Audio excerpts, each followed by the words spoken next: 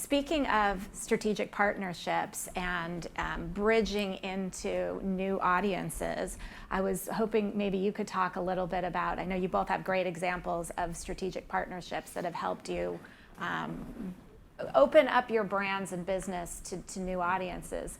Maybe, Caitlin, do you want to talk about one of yours? Sure.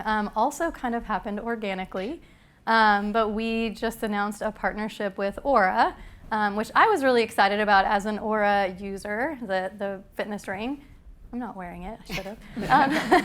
And we had a conversation with them because the general theme is that, what sleep and mental health go hand in hand. And, typically when you're talking to your therapist and they ask how you're sleeping, you're like, I don't know, fine, I don't know.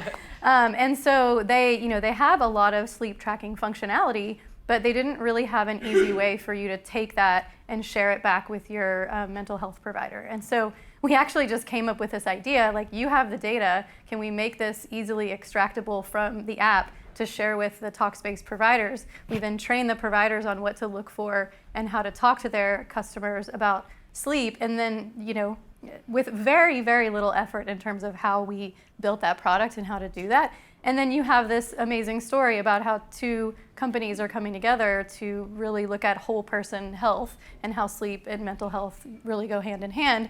And because both of our brands are, I would say, on the forefront of what we're doing, that story, that holistic story, did very well in the press. And part of it was that, we knew that Oura was a very sexy brand in terms of, the kind of press that they were getting, and they wanted to be, more clinical. And so we kind of each had a little bit of like, I'll pass here, you each kind of get what you want out of it, and also still has legs, like we're still getting press from it. And then the other thing is that when you build these partnerships in terms of having it, over time so that it doesn't just fizzle out, is to just think about how can you continue to build features together, how can you continue to tell the data story. So now we're thinking about, okay, let's talk to the customers who've actually used the feature and what are their clinical outcomes and how can we go tell those stories together.